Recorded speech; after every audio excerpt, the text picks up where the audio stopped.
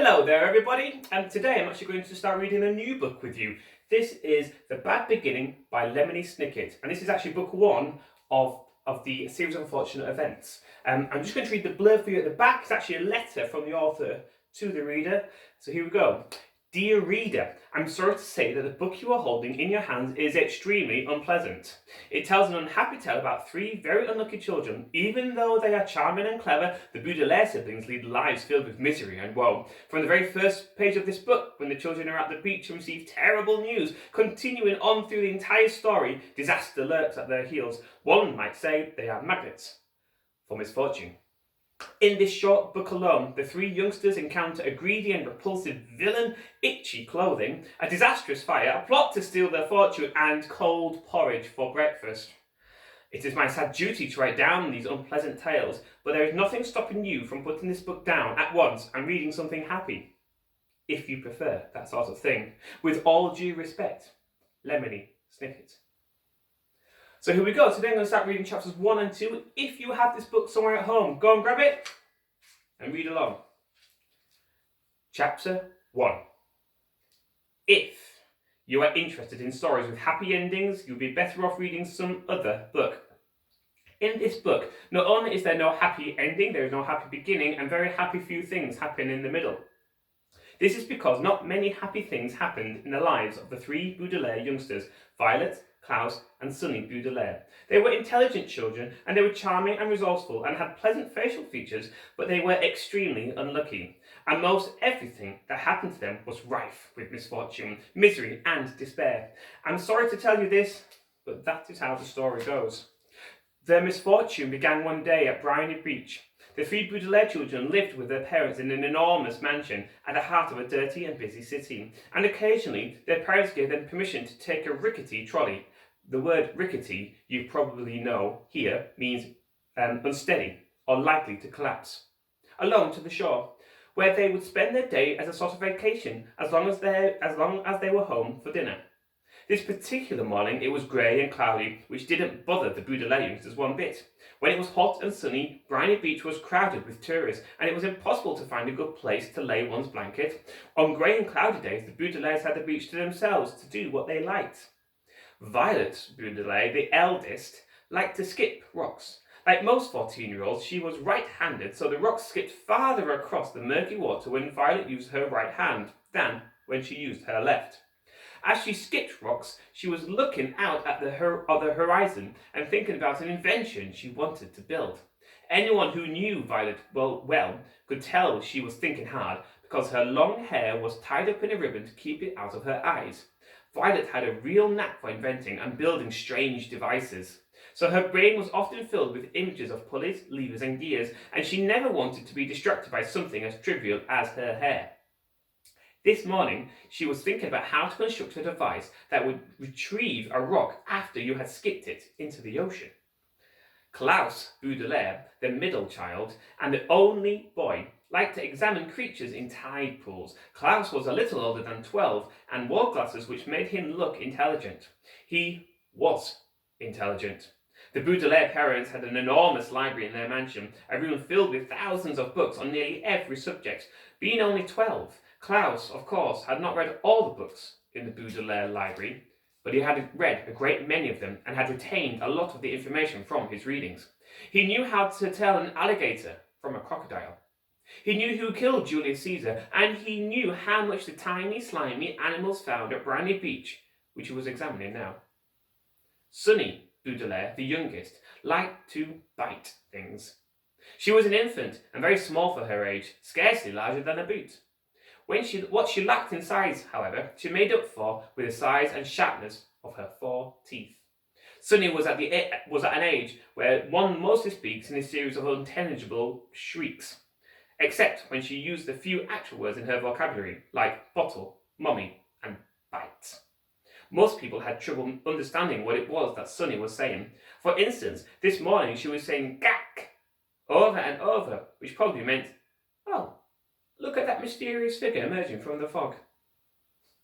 Sure enough, in the distance along the misty shore of Briny Beach, there could be seen a tall figure striding toward the Baudelaire children. Sonny had already been staring and shrieking at the figure for some time when Klaus looked up from the spiny crab he was examining, and saw it too. He reached over and touched Violet's arm, bringing her out of her inventing thoughts. "Look at that," Klaus said, and pointed towards the figure. It was drawing closer, and the children could see a few details. It was about the size of an adult, except its head was tall and rather square.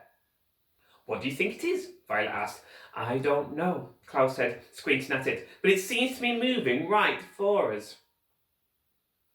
"We're alone on the beach," Violet said, a little nervously. "There's nobody else it could be moving towards." She felt the slender, smooth stone in her left hand, which she had been about to try to skip as far as she could. She had a sudden thought to throw it at the figure, because it seemed so frightening. "It only seems scary," Klaus said, as if he was reading his sister's thoughts, "because of all the mist." This was true. As the figure reached them, the children saw with relief that it was not anybody frightening at all, but somebody they knew, Mr. Poe. Mr. Poe was a friend of Mr. and Mrs. Baudelaire's, whom the children had met many times at dinner parties. One of the things Violet, Klaus and Sonny really liked about their parents was that they didn't send their children away when they had company over, but allowed them to join the adults at the dinner table and participate in the conversation as long as they helped clear the table. The children remembered Mr. Poe because he always had a cold and was constantly excusing himself from the table to have a fit of coughing in the next room. Mr. Poe took off his top hat, which had made his head look large and square in the fog, and stood for a moment coughing loudly into a white handkerchief. Violet and Klaus moved forward to shake his hand and say, "How do you do?" "How do you do?" said Violet. "How do you do?" said Klaus. "Ow, wow, wow," said Sonny. "Fine, thank you," said Mr. Poe, but he looked very sad. For a few seconds nobody said anything, and the children wondered what Mr. Poe was doing here, when he should have been at the bank in the city where he worked. He was not dressed for the beach at all. "It's a nice day," Violet said, finally, making conversation. Sonny made a noise that sounded like an angry bird, and Klaus picked her up and held her.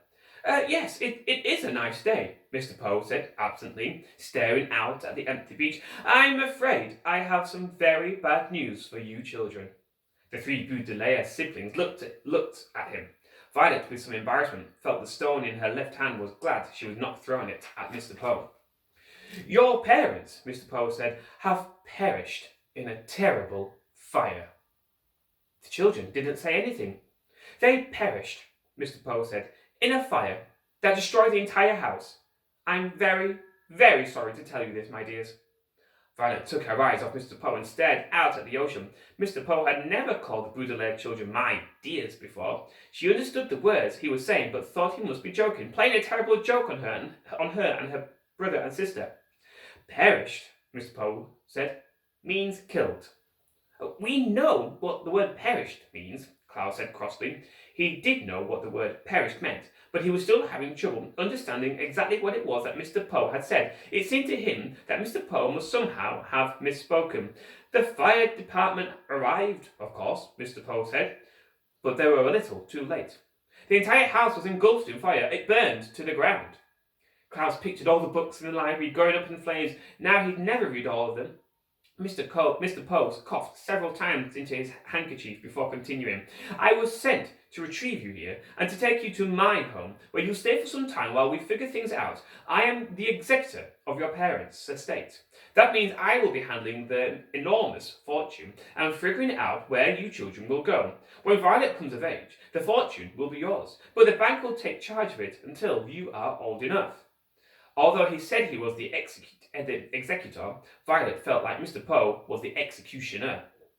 He had simply walked down the beach to them, changed their lives forever. "Come with me," Mr. Poe said, and held out his hand in order to take it. Violet had to drop the stone she was holding. Klaus took Violet's other hand, and Sonny took Klaus's other hand. And in that matter, the three Baudelaire children, the Baudelaire orphans now, were led away from the beach and from their previous lives. Chapter 2. It is useless for me to describe to you how terrible Violet, Klaus, and even Sonny felt in the time that followed. If you have ever lost someone very important to you, then you already know how it feels, and if you haven't, you cannot possibly imagine. For the Baudelaire children, It was, of course, especially terrible, because they had lost both their parents at the same time, and for several days they felt so miserable they could scarcely get out of bed. Klaus found he had little interest in books. The gears in Violet's inventive brain seemed to stop, and even Sonny, who, of course, was too young to really understand what was going on, bit things with less enthusiasm. Of course, it didn't make things any easier that they had lost their home as well, and all their possessions. As I'm sure you know, to be in one's own room, in one's own bed, can often make a bleak situation a little better. But the beds of the Baudelaire orphans had been reduced to charred rubble. Mr. Poe had taken them to the remains of the Baudelaire mansion to see if anything had been unharmed, and it was terrible. Violet's microscope had fused together in the heat of the fire. Klaus's favourite pen had turned to ash, and all of Sonny's teething rings had melted. And here and there, the children could see traces of the enormous home they had loved. Fragments of their grand piano, an elegant bottle in which Mr. Baudelaire kept branding, the scorched cushion of the window seat where their mother liked to sit and read. Their home destroyed, the Baudelaires had to recuperate from their terrible loss in the Poe household, which was not at all agreeable. Mr. Poe was scarcely at home because he was very busy tending to the Baudelaire affairs, and when he was often coughing so much he could hardly have a conversation. Mrs. Poe purchased clothing for the orphans that was in grotesque colours and itched, and the two Poe children, Edgar and Albert, were loud and obnoxious boys with whom the Baudelaires had to share a tiny room that smelled of some sort of a ghastly flower. But even in the surroundings, the children had mixed feelings when, over a dull dinner of boiled chicken, boiled potato, and blanched, the word blanched here means boiled, string beans, Mr. Poe announced that they were to leave his household the next morning.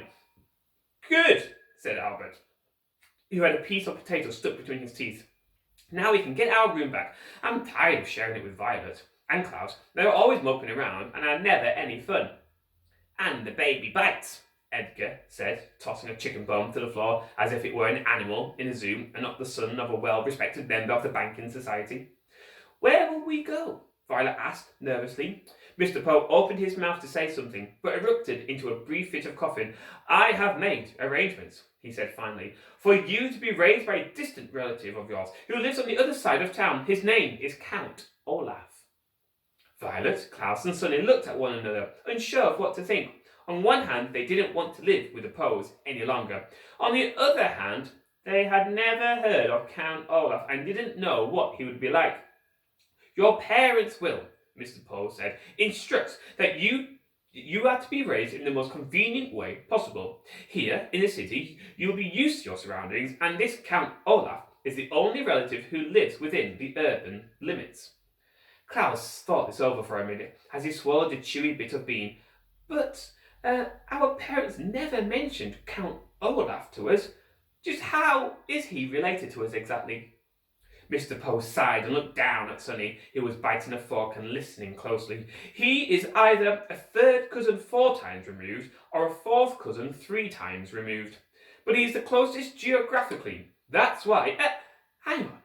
If he lives in the city," Violet said, "why didn't our parents ever invite him over?"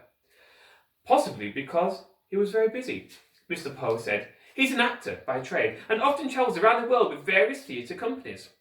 "I thought he was a count," Klaus said. "He is both a count and an actor," Mr. Poe said. "Now, I don't mean to cut our dinner short, but you children have to pack up your things and I have to return to the bank to do some more work. Like your new legal guardian, I am very busy myself." The 3 Baudelaire children had many more questions for Mr. Poe, but he had already stood up from the table and with a slight wave of his hand departed from the room. They heard him coughing into his handkerchief, and then the front door creaked shut as he left the house. "Well," Mrs. Poe said, "you 3 had better start packing. Edgar, Albert, please help me clear the table." The Baudelaire orphans went to the bedroom and glumly packed their few belongings. Klaus looked distastefully at each ugly shirt Mrs. Poe had bought for him as he folded them and put them into a small suitcase. Violet looked around the cramped, smelly room in which they had been living, and Sonny crawled around solemnly, biting each of Edgar and Albert's shoes, leaving small teeth marks in each one, so she would not be forgotten. From time to time, the Baudelaire children looked at one another, but with the future such a mystery, they could think of nothing to say. At bedtime, they tossed and turned all night, scarcely getting any sleep between the loud snoring of Edgar and Albert and their own worried thoughts. Finally, Mr. Poe knocked on the door and stuck his head into the bedroom. "Rise and shine, Baudelaires," he said. "It's time for you to go to Count Olaf's." Violet looked around the crowded bedroom, and even though she didn't like it, she felt very nervous about leaving. "Do we have to go right this minute?" she asked. Mr. Poe opened his mouth to speak, but had to cough a few times before he began. "Yes, you do. I'm dropping you off on my way to the bank, so we need to leave as soon as possible. Please get out of bed and get dressed," he said briskly. The word briskly here means quickly, so as to get the Baudelaire children to leave the house. The Baudelaire children left the house. Mr. Poe's automobile rumbled along the cobbled stone streets of the city towards the neighbourhood where Count Olaf lived. They passed horse-drawn carriages and motorcycles along Doldrum Drive. They passed the Fickle Fountain, an elaborately carved monument that occasionally spat out water in which young children played. They passed an enormous pile of dirt where the Royal Gardens once stood. Before too long, Mr. Poe drove his car down a narrow alley lined with houses made of pale brick and stopped halfway down the block. "Here we are," Mr. Poe said, in a voice undoubtedly meant to be cheerful. "Your new home." The Baudelaire children looked out and saw the prettiest house on the block. The bricks had been cleaned very well, and through the wide and open windows one could see an assortment of well-groomed plants. Standing in the doorway with her hand on the shiny brass doorknob was an older woman, smartly dressed, who was smiling at the children. In one hand she carried a flower pot. "Oh, hello there," she called out. "You must be the children Count Olaf is adopting."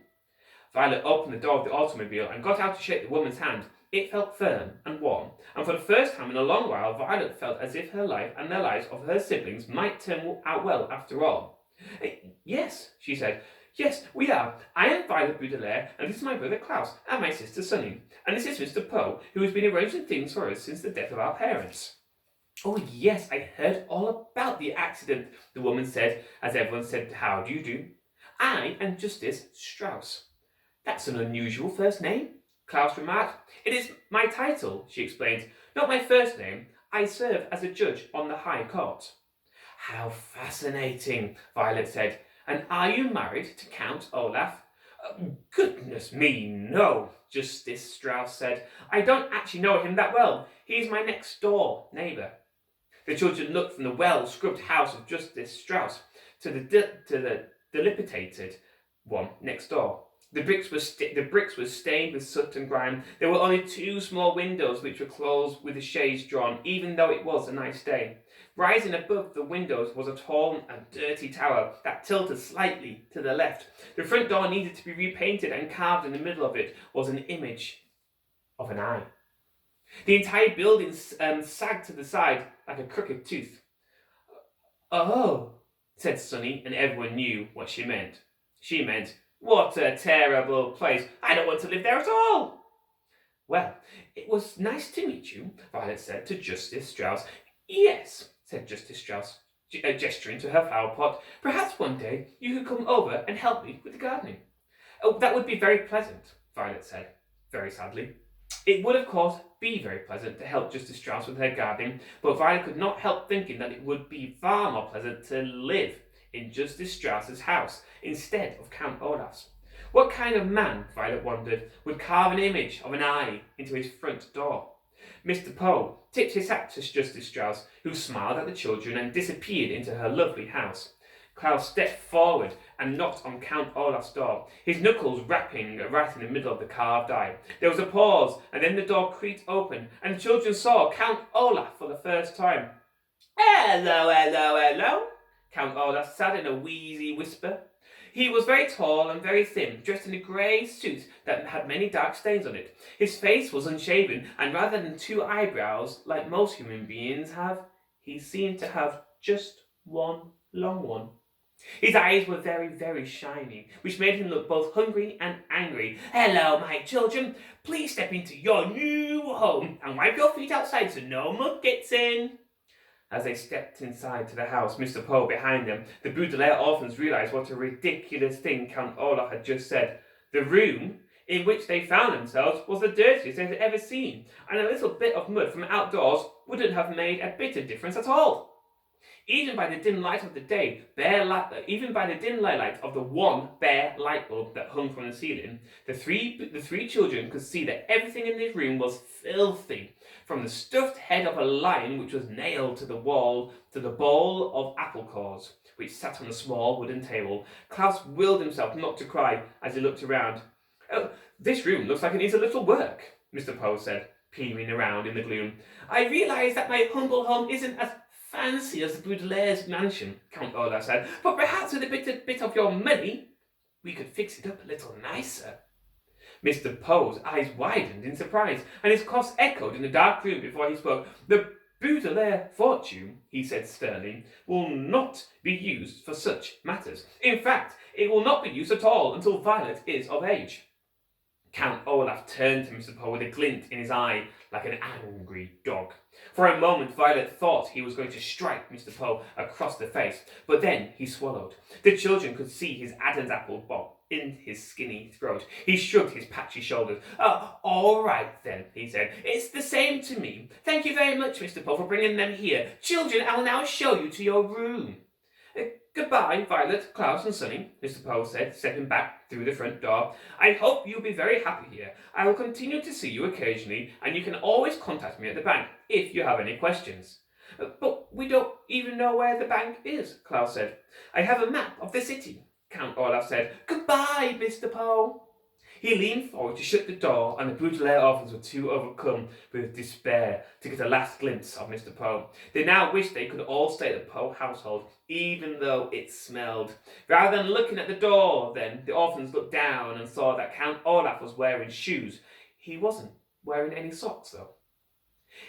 They could see in the space of pale skin between his tattered trouser cuff and his black shoe that Count Olaf had an image of an eye tattooed on his ankle, matching the eye on his front door. They wondered how many eyes were in Count Olaf's house, and whether for the rest of their lives they would always feel as though Count Olaf were watching them, even when he wasn't nearby. That's the end of chapter 2. So I'm going to stop there for today, and that has been The Bad Beginning by Lemony Snicket. I hope you enjoy it, and I'll see you next time. Goodbye, everyone.